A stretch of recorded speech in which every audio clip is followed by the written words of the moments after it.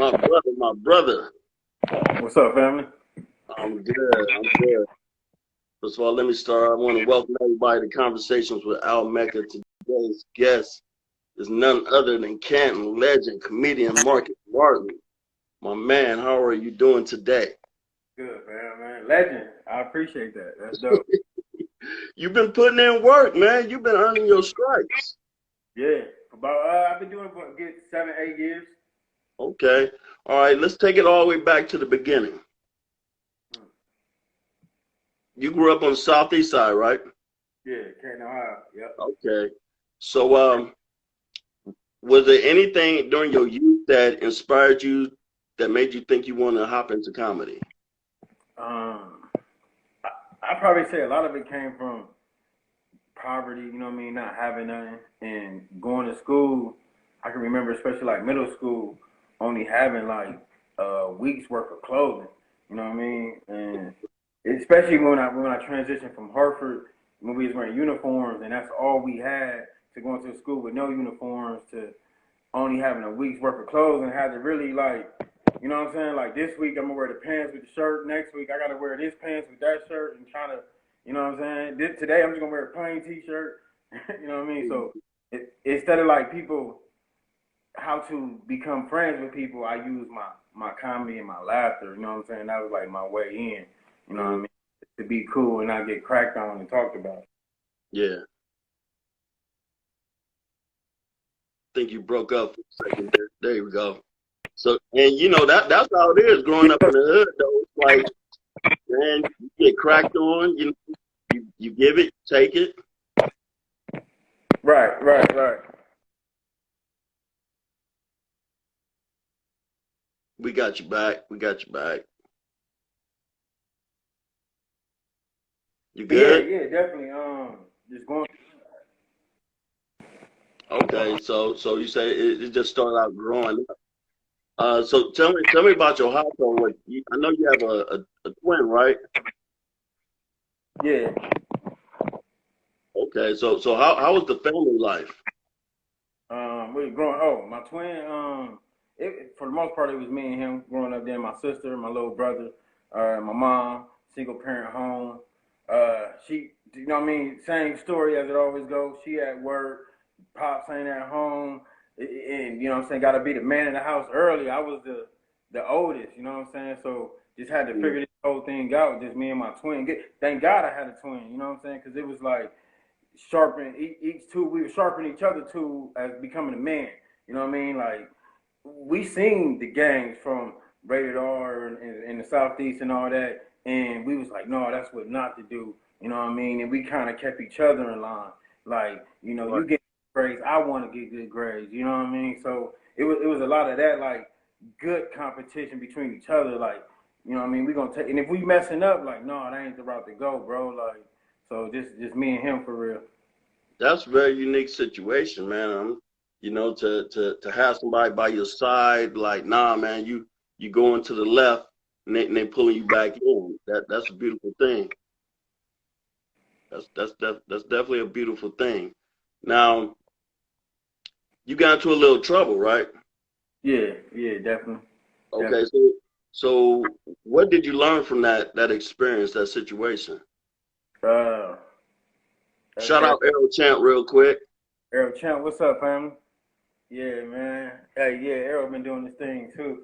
That situation, I learned a lot. It's crazy. I was just thinking about that. Going to prison, uh, it's like, all right, it's a bad situation. So every bad situation, I believe, it's just my opinion, I believe that it's good in everything.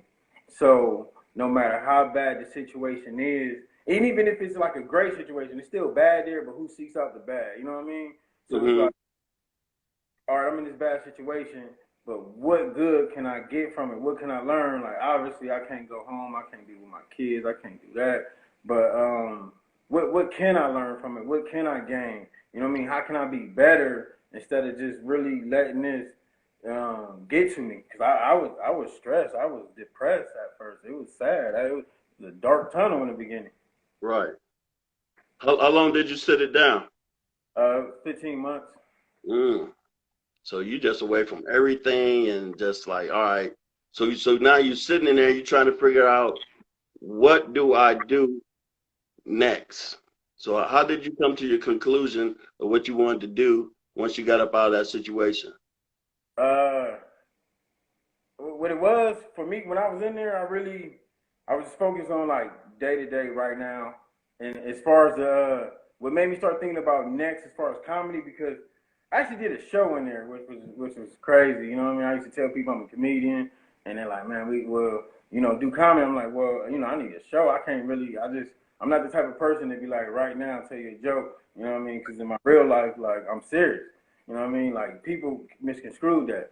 So when they put the show together, and it was tough. The elements was tough. First of all, there's no, you can't really drink. There's nothing to get you in the mood to chill. You in prison. There's no women around. You know what I'm saying? We about to have a comedy show. So it's like, all right, how do I get these dudes to laugh? And that was a goal of mine. Mm-hmm. And I remember it was a guy because they it's men, so they gonna test you, judge you first.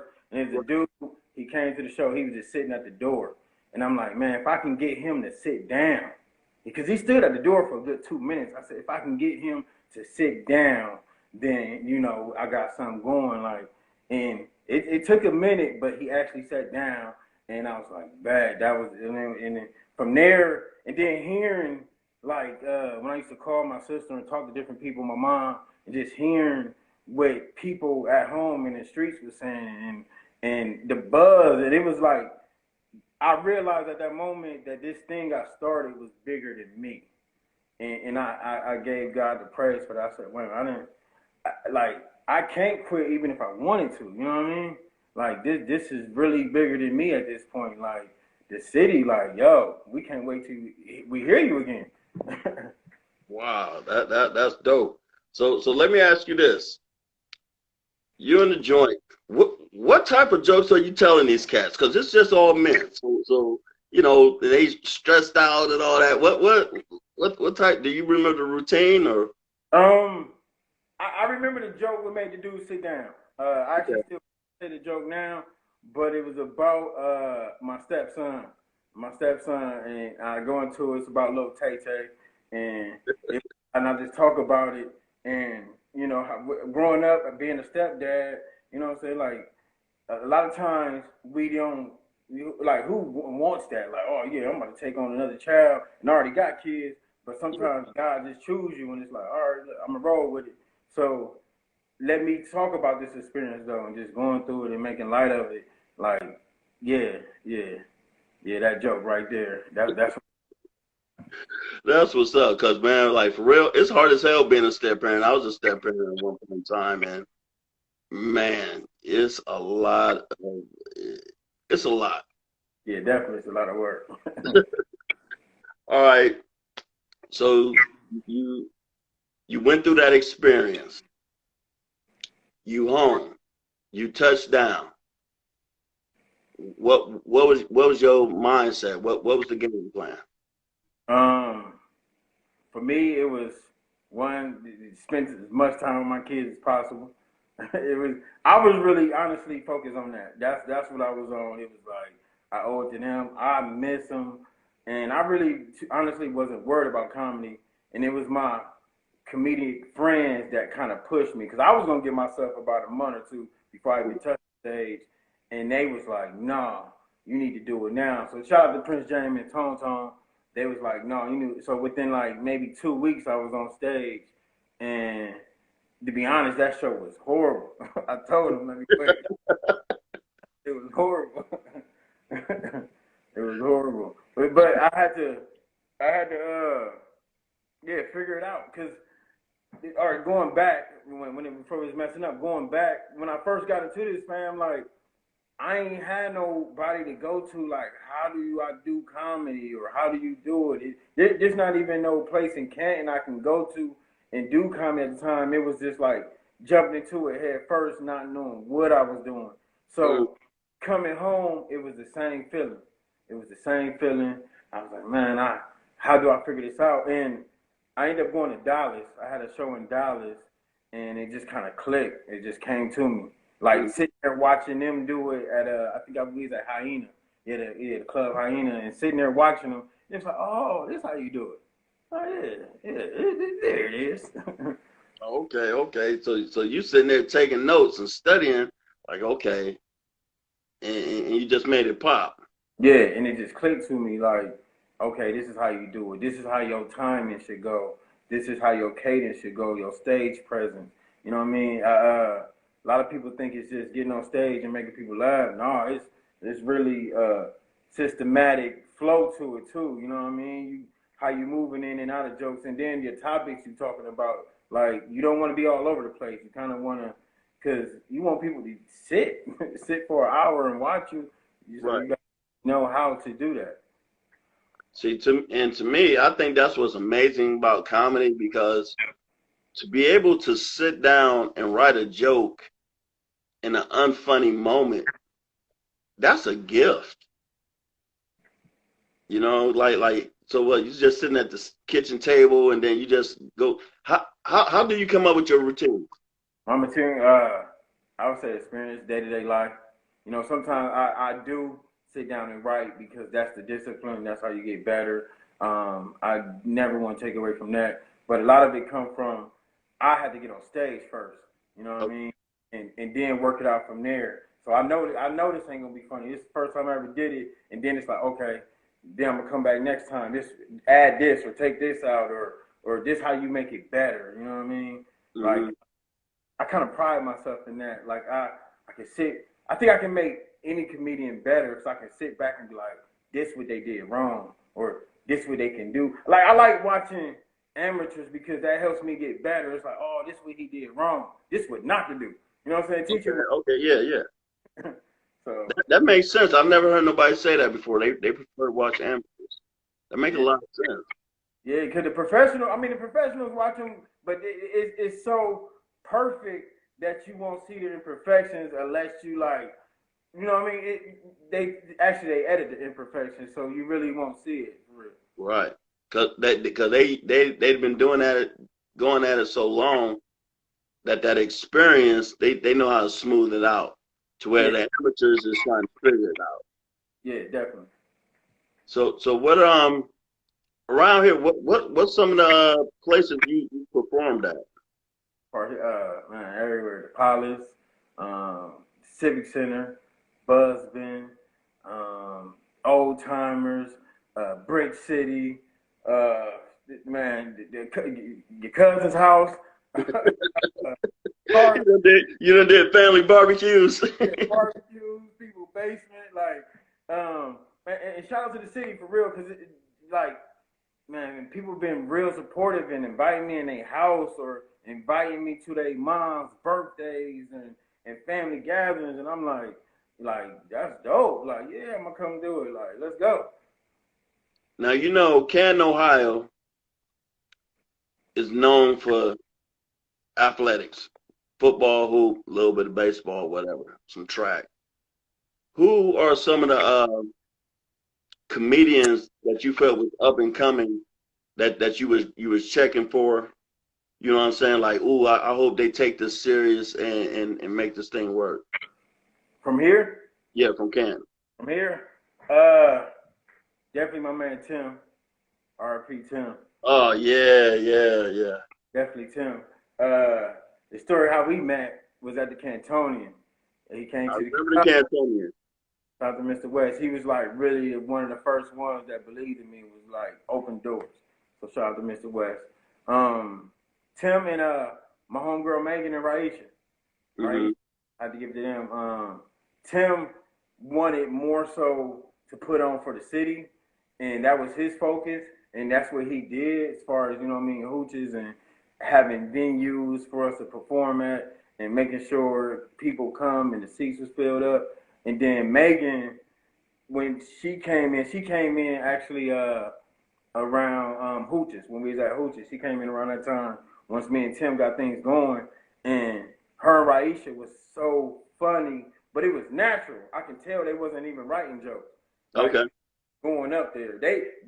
And there's some people that can just go up there and kill it. But it's like, okay, let's structure this now. You know what I mean? That writing and discipline come in there. So, and yeah, Megan is doing her thing right now. Like, she in Columbus right now on a radio show. Like, Oh, she's so, really? huh? I said, oh, really? I want because I remember seeing her on flyers and stuff, and then I hadn't heard nothing. I was wondering what had kind of happened to her. Oh yeah, she got injured, fam. She got injured. A tree actually fell on her, which is ironic. Like, thank God she's still here, but a tree fell on her and hit her in the leg, and she broke her leg, so she couldn't get on stage for a minute, like a Mm-hmm. while. But now she back running, and I'm proud of her because it's like that's what I wanted. You know what I mean? Starting this, it was nobody, and now it's people, and something like somebody's mom just came to me and was telling me about her son, how her son be acting up in school, and they don't know what to do. He like comedy though. That's what he like doing. I'm like, well, just talk to the teacher and be like, can he do a 2-minute stand up routine at the end of the class? As long as he good. As long as Yeah, he good. Hey, you know what I'm saying? She was like, that's a good idea. And it's like, but I didn't have that. You know what I'm saying? So it's like, but that's what I wanted coming into it. I wanted to be the blueprint because I felt like the city needed that. yeah, yeah. Most definitely. That's why I say you legendary, man. Because for real, nobody was really even talking about comedy or even being a comedian. Even though Ken had a lot of funny dudes. All right, Lottie. You realize how many old heads come up to me like, man, you ain't funny, man.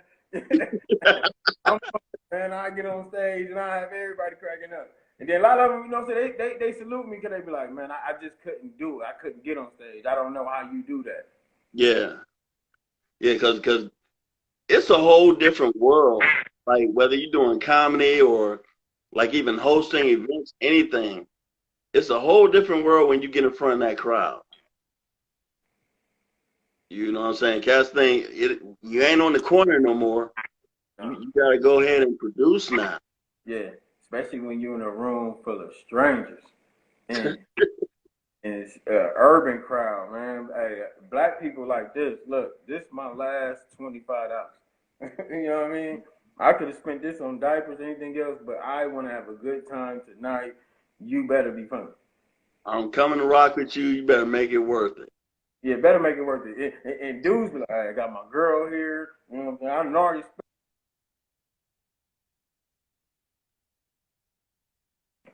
I got the dude here, man. I already spent 200, so it's like, you gotta make them laugh, man. You gotta make them laugh.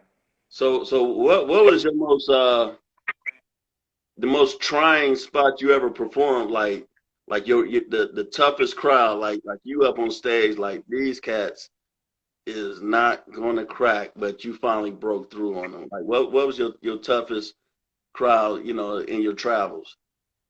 Uh, I would say tough. Columbus. Columbus is one. Um, my Achilles, and I'm getting better at it. You gotta know your audience is older, the older generation. I give it like I'm talking about like 60, 70. You know what I mean? Because I go to a nursing home and perform like because just to twist my skills, I put myself in uncomfortable situations. Mm-hmm. So yeah, getting them to laugh, and then finally coming up with material for that audience, and like, okay, yeah. As long as I get them laughing for 5 minutes, that's better than the 3 minutes I didn't. So I'll be happy with that, and just move forward from there. Wow, that yeah, you've been putting in work. So, what's one of your most favorite places to perform at? I love performing here. Honestly, I love performing in Canton. I love performing for my city. Um, I love Columbus. Columbus mess with me a lot, man. South Florida mess with me a lot. Uh, a lot of Columbus heavy though, which is crazy. I should get an apartment down there. Um, South Florida too. like as of lately, South Florida been messing with me. Fort Lauderdale, Sunrise, Pompano Beach, all that whole area. They've been booking me like when I went down there. I think it was April, and then I just came from down there not too long ago. No. I was back there in March, and then we came from down there again, and then I got to go back in July. I got to go back down there in July. So, Okay. Yeah, yeah, I'll be saying you spend a lot of time on the road, man. yes. People don't, man. That road life. They say it's fun for a while, but after a while, it's like, okay, this is strictly business. Strictly Have you business. got to that point yet? Uh, it's always business with me. Even when I'm over vacation, it's like business. You know what I mean? If I'm here, even if I ain't got no show, I'ma still go promote myself. You know what I mean? Some way because I'm just the type of person I can't really sit and do nothing. I get bored. I got to do something, and either I got to make some money or I got to do something comedy wise. Spend time with my kids. Is something like positive, something that's gonna propel me in any kind of way. I don't care if it's going to work out. You know what I mean? Like, let's go do something. I know one time I seen some footage of you, and you had performed in a church, which I thought was very dope. And it reminded me of one time when I was in Memphis, and I seen this church had Ricky Smiley come perform, and but you know he did kind of like gospel comedy, and that's what you had kind of remind me of. How was that experience for you? You know, being in a church doing gospel comedy. I love it, man. I love the church. A lot of comedians get scared at church. They're like, "Oh, I don't want to go." But to be honest with you, that is one of the easiest crowds. Okay, you just asked me that to answer that question. Where I like to go to church because they love to laugh. They like to laugh, and it's like a lot of people think they're so serious. And I'm not going to go into church and do comedy. Man, them people love to laugh, and they gonna pay you. So they pay you on time too. Take care of all the amenities, everything. Yeah, everything like you straight. You ain't got to worry about nothing. It's one of the best times, and you know the mic gonna be together. Everything gonna be together. And shout out to Pastor Miles. He's one of the first pastors that believed in me and constantly booked me. City of Joy, definitely there. They in the plaza where Value City used to be. Make sure y'all go there. Um, but yeah, Pastor Miles, man, City of Hope. Yeah, City of Hope. That's the name of the church. But make sure y'all go there with Pastor Miles. And from there, it's just like other churches been booking me. But I love the church, man, because I feel like God gave me this talent, so I just kind of like got to give it to His people. And I grew up in the church as a young kid. Yeah, you know, and so did I. You know, my father was a pastor, and I think that's the one thing about church nowadays is that it almost seems like it lacks a social structure. You know what I'm saying? Like church folks, like you said, they want to get out and laugh and have a good time, and then when you can just bring it to them, they all in. Yeah, yeah, yeah, definitely, and yeah, it's a good time, man. It's definitely a good time. So you ain't got to worry about nobody, no drama, ain't gonna be no fussing, no fighting. None, none of that. So on what comedians do you watch like the old school like Richard Pryor, you know what I'm saying, Red Fox? What comedians do you kind of go back and watch from time to time? Man, all of them for real. Bernie Mac, Patrice O'Neal, Ellen DeGeneres. Um, Even go back to like Pig Meat Markham, Mm-hmm. Miles Mabley, and then I remember like on what was it, Nutty Professor, and Eddie Murphy was like, he the next Lenny Bruce. I'm like, who's Lenny Bruce? Let me go look him up. And you know what I'm saying? So Yeah. I always believe in you got to know where you're going with this. You got to know where it's been. So how do you feel about the evolution of comedy from Miles Mabley to now? Like Like how would you explain that? It's definitely different.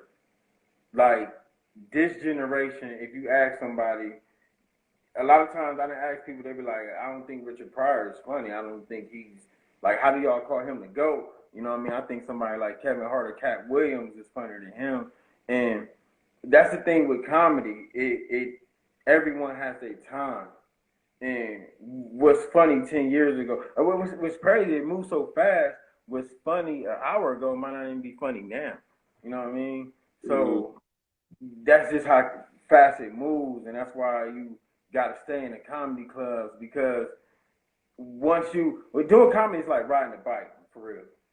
And once you get off, it's hard to get back on and be funny, and that's why you'll see like a Eddie Murphy, somebody that hasn't done comedy in so long, they don't get back on that stage. Because you know they so far removed from it versus like a Cat Williams, even though he doing movies, he constantly stay on stage. Okay. Wow. So top five comedians. Yours. Your top five comedians. Top five. What? It don't matter.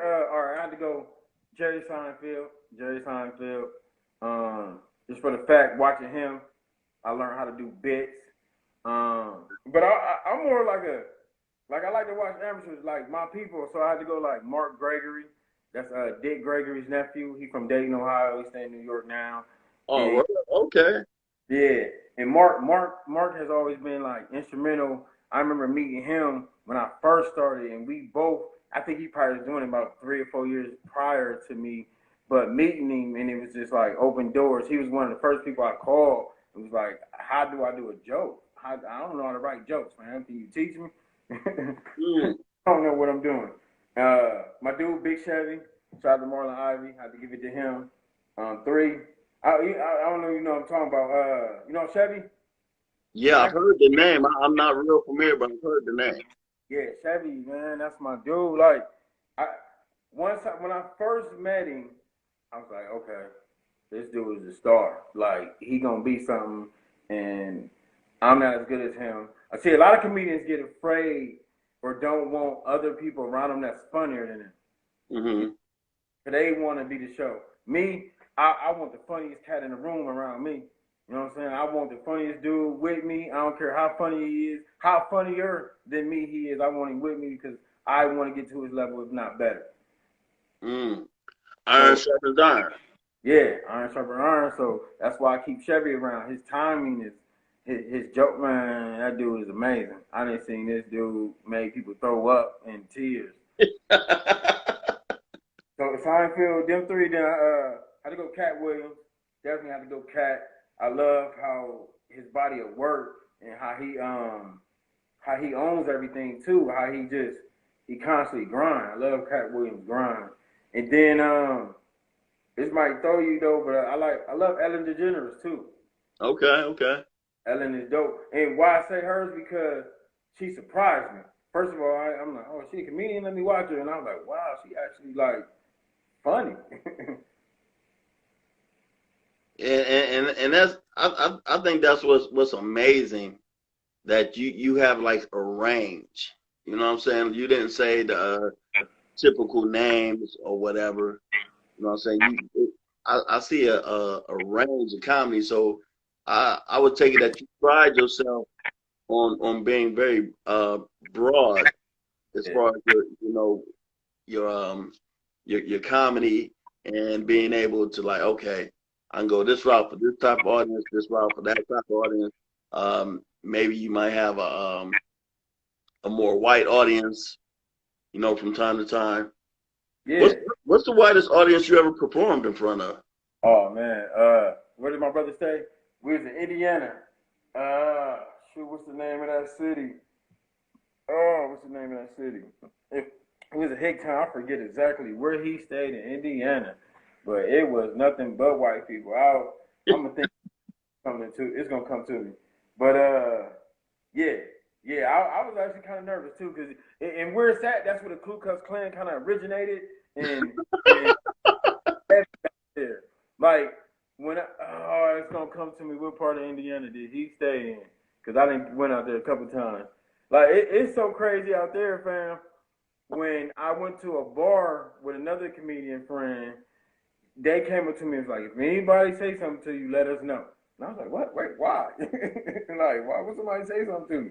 And they're like, they kind of racist down here. I'm like, wow, that ain't gonna come to me. But I had a show at the club there, and that was one of the ones I was like, all right, I know how they feel about me. I already know what it is.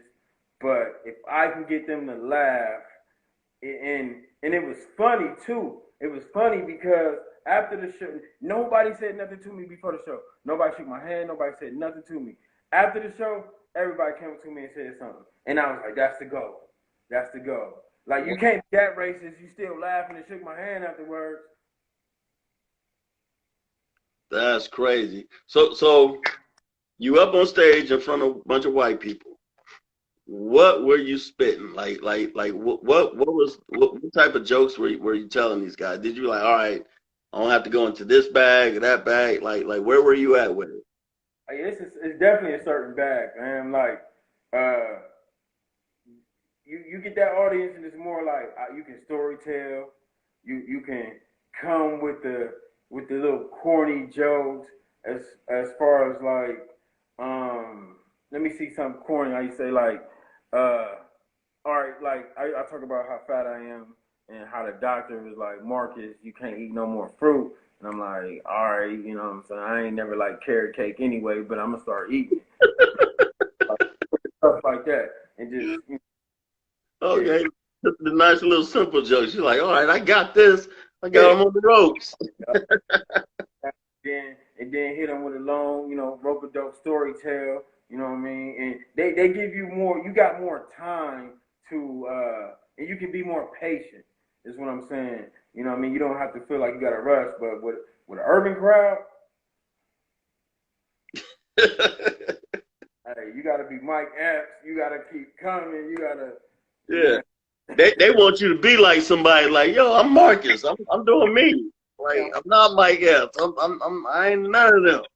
Yeah, none of them. Hey, you gotta come. You gotta come with that fire. Black urban crowds give you a good 30 seconds.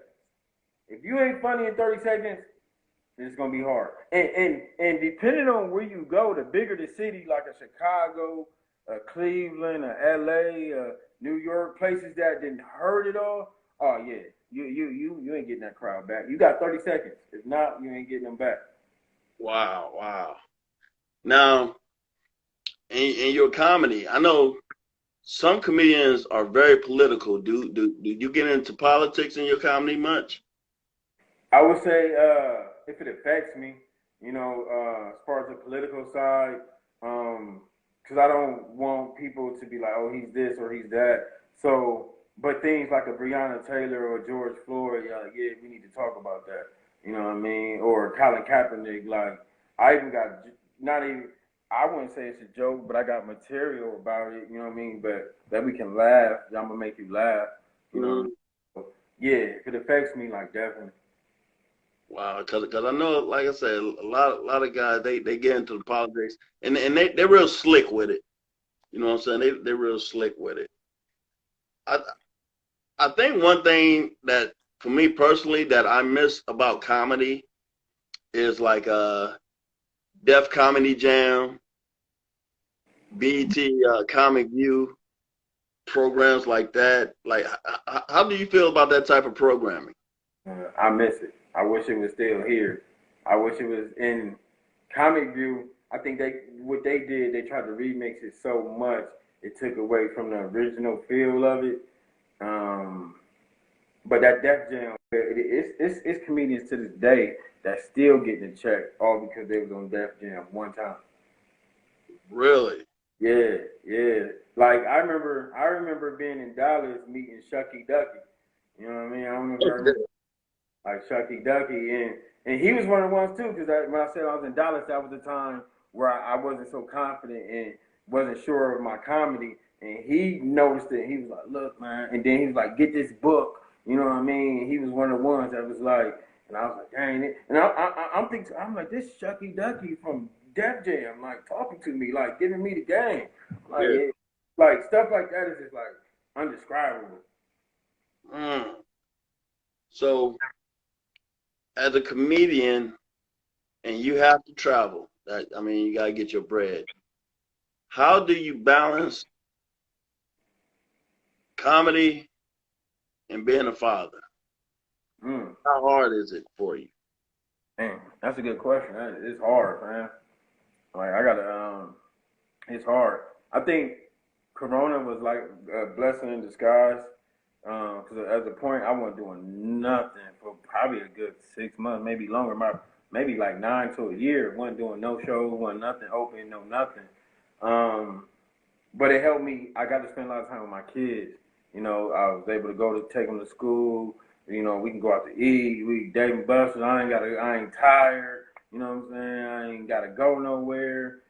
Look. I'm here for birthday parties. You know, all that, and that kind of like okay, that this was important. So balancing the two, um, it's hard. Definitely being on that road, and being gone, and when they call and be like spur of the moment stuff like, well, I need a ride. And it's like I'm in Florida, you know what I mean, or I'm in college, or the best I can do is cash out. You know what I mean? I think that's the best. Yeah. It is crazy you talk about Cash App because I have a son. He's 19. He don't ask me for money no more, right? But this dude will send a Cash App request. I'm like, no. You Right. And you get them out of nowhere. Like, oh, we didn't even negotiate this. Like, wait Yeah. a minute. Request for $50, $75. We gotta talk. Where's you doing? Mind you, he works. He has a job. You know what I'm saying? I'll see it on the phone, and I'm looking, and I'm kind of like, ow, what? Like I like, man, don't do that. Don't do me like that, man. Yeah, it's just like I'll just get like a random. He don't even explain what it is, and I'm like, dude, you gotta call him. We got like you said, we gotta talk about this. Like for what? You work. He'll be Right. like, I don't want to spend my money. Hey, and how I feel, you 19, man. Like, look, we was done at 18. Yeah, Like, and he has a job, dog. He right. has a decent job. You're living with your mama. You ain't paying no rent. You ain't got no kids. Oh, I'm trying to save my money. Come on, man. Yeah, they spend your money still. I already know that. Right Yeah, there. yeah. Fatherhood and yeah, being on the road. I can just imagine that's. But you know what? You establishing yourself, and one day they're gonna realize what it was all for, what it's worth. Yeah, I talk to my kids about that too, man. You say that about, because death is something that's promised to everybody. That's something no one has ever escaped, and they did. I need to know. Let me know. Yeah, But so with that said, it's like okay, just with the comedy too. It's a blessing in disguise. It saved me in so many ways. One of the reasons why I started was to make my mom and my grandma proud of me. You know what I mean? Through the past stuff, getting in trouble. Like I remember, fam, one time I came in the house, I was happy. I was in the newspaper for doing comedy, and remember. I went and I told my mom, and she got sad. She was like, "Oh, what you did now?" I was like, "No, mom, it's good this time." like we reversed it. It's over with. If I'm in the newspaper it's about something good this time. Like, it's So good news today, mama. yeah, good news. Good news. So that right there was like, okay, I'm on the right track. Just seeing stuff like that and making them happy, making them proud was really the goal of mine. Doing something that's gonna make, people proud of me. You know what I mean? Like, okay, yeah, all right, yeah. Now, when you out on the road, right? You meeting people or whatever, and then where you from? Canton, Ohio. Where's that at? How you walking through that? Uh, You know where I'm at? Yeah, that's like if I'm Cali or something. A lot of people, a lot of guys, no, they like the Hall of Fame City football. I'm like, yeah, yeah, that's where I'm from. Football Hall of Fame, 330. Other than that, I just be like, by Cleveland. We like an hour away from Cleveland. They're like, oh, okay, okay. So that's like the best way. Yeah, I know. I tell cats, I like, you know where they say LeBron James from? 30 minutes south. Right, right, right. Yeah, I tell them that too. I'll be like, look, Akron, Canton, where LeBron from. That's where I'm from. I tell 330. Yeah, we all 330. Yeah, definitely. 330. I explain it like that. Like, yo, I'm from 330. You know where LeBron from? Yeah, definitely that. Definitely throw that in there. Man, you should be proud of yourself. I hope you're proud of yourself because, like I said, you put on for the city and you rep hard wherever you go. I love your vibe, your energy. I've been sitting back paying attention to you for a long time, and I've always been a fan. You know, when we talk, like even when we see each other at Miami Park, you know what I'm saying? It's just always it's always a joy to see you because I love what you're doing. The beauty of it for me is I have watched you evolve like year after year. I'm like, man, he was pretty good, but he's getting better, Thank better you. and better. And I see your progression, man. I'm like, man, the only thing left for him now is to go ahead and get a nice little role in the movie. And pew. Yeah, yeah. Have you thought about writing any movie scripts or anything like that? Well, I don't write. For me, it's more like I should get into it, but it's more like the acting, just like getting that down. And one of the first people shot the Trav, like Random's Movement. You remember them when they was around doing it? Loved them, loved them, loved them. Look, we still need a Random's Movement, man. And We that's do, we do. I'm doing the stand up. We need somebody on the sketch side because me, I don't have the time to sit down and write something like that. As far as like, okay, this person does this person does that, and Hood Pastor Trav was a master at that. He was a genius. Like he could just be like, I got a part and it's perfect for you, and they'd be like, man, how you right? How you know that? Yeah, and that's a gift, man. Hood Pastor was really dope. I was a huge fan of randomness movement, and then when they just went away from it, I'm looking like, what the hell? Like you done reel me in. yeah, yeah, definitely. That's when, and we still want that. I still want it. You know what I mean? Even because as a fan myself, I was watching it. Yeah, and I think it's right now.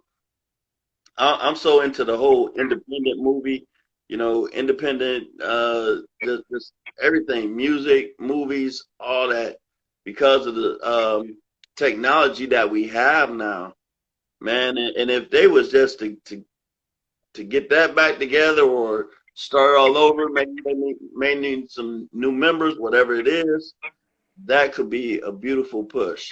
Yeah, yeah, and it to me is really for the city. Like, man, this city's so small. It's so many deaths and murders within this small community, and it's sad because if you really ask and get down to it, it affects people on both sides. Like, hey, I was a friend of his and his. Like, wait a minute, what is y'all doing? Tell me about it. No, So half the time, a lot of these cats that's beefing and you come to find y'all was cousins. yeah, yeah. Yeah, and it's like, okay, so let's bring light to this city. You know what I'm saying? Like, let's okay, everybody can rap and all that. That's cool, but let's make people laugh. Let's let them have a good time. And I think that was the goal with Tim was really on. Like, I can do this for the city. I can create these events for the city where people can come have a good time. You come to a comedy show of mine and dress nice and be in your heels and ain't got to worry about getting shot at the end of the night, sweetheart. You know what I'm saying? Yeah. Like they can come with they and be good wherever they at, no matter none of that. Like we here to laugh and have a good time. That's why I miss some of the cats that used to ball a while ago because remember when you had cats like Craig Donovan and all them dudes, and they used to have the comedy shows at the Palace with, bringing people in for the, I'm like, that's is where it's at. It's like these cats now don't really even entertainment. Right. Like you can flip your money another way, go ahead and wash it up a little bit. Yeah, definitely, definitely, definitely. And stuff like that is like so important because we need that. They be saying all the time, "Don't nobody come to the city." It's like, well, and shout out to Dion, man. He did the thing. He doing the Black College thing. He had Desi Banks and all them come to the college, and Okay.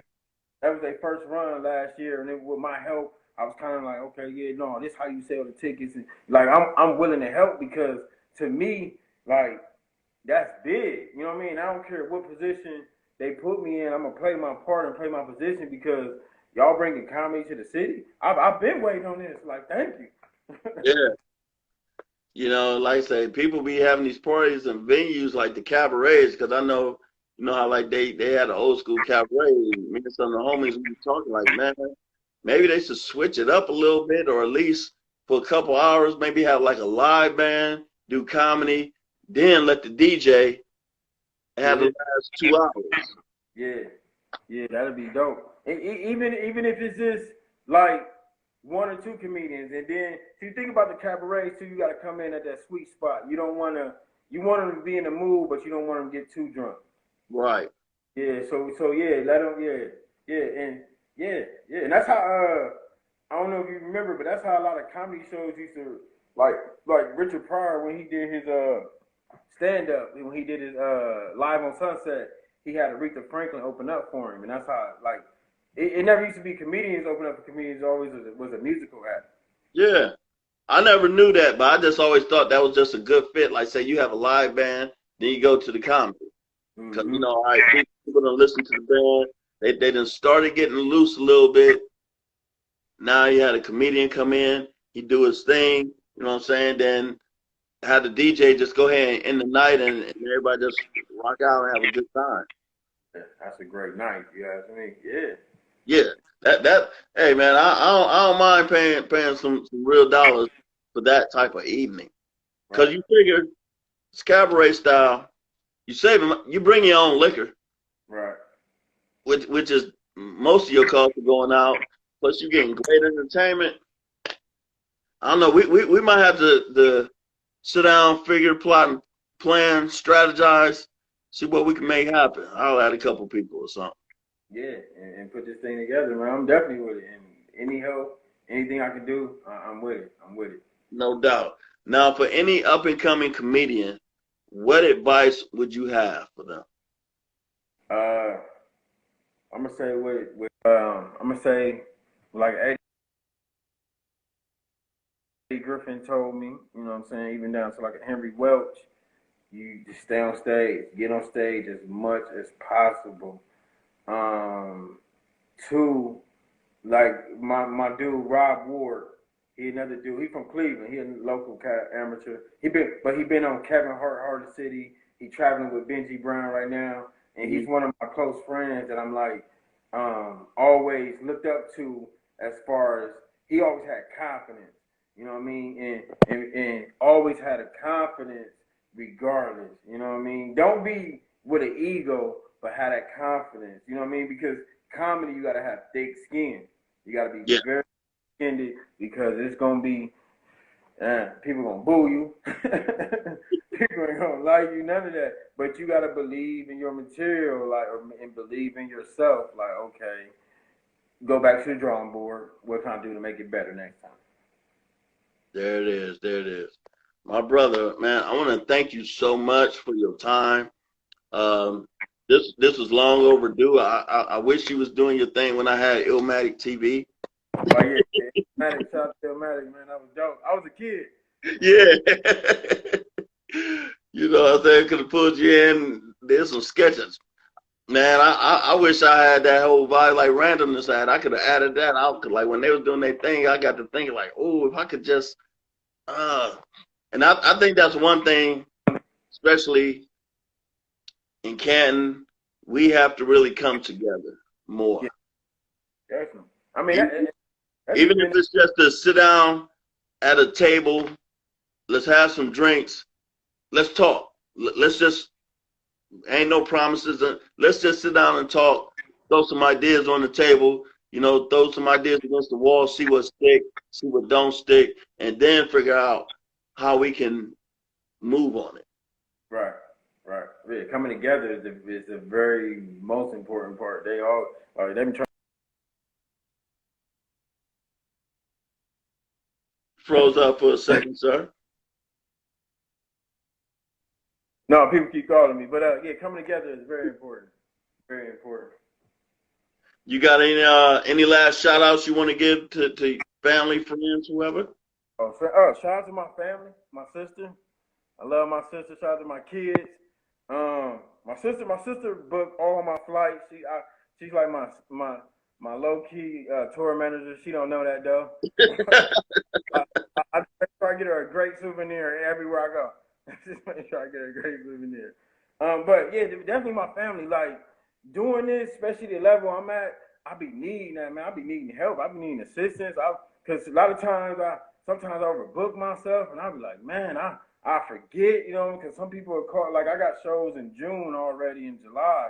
You know what I mean? And so it's just keeping that in order, and my family kind of helps me with that, and they support me. So definitely shout out to my family, man. They come to my shows, you know what I mean? The Turpins, the Martins, the Roberts, man, the Robies. Like my family got my back, and I really love them. And then my kids, most important, and I try to take them to any show I can. That's why I love the church shows, because I can bring my kids, because I Yeah. want them to see, like, when I can't come to the birthday parties, I'm in LA or I'm here, this is what I'm doing. You know what I mean? Mm. And this is how I make a living, and this is how I get the money, how I sell the t-shirts after the shows. Like, this is what your dad do. And any skit I do, I bring my daughter, and let them see, like, this is what I do. And it's like you're showing them what you do and putting them up on the game. Yeah, definitely. Definitely. That's what's up, man. I appreciate you, man. I'm not going to take up too much more of your time. Like I say, it was long overdue. Had to get it in, man. Much love and much respect, my brother. Yes, sir. Thank you, Al. All right, you have a good evening. Yes, sir. You too. Peace. Do, do, do, do.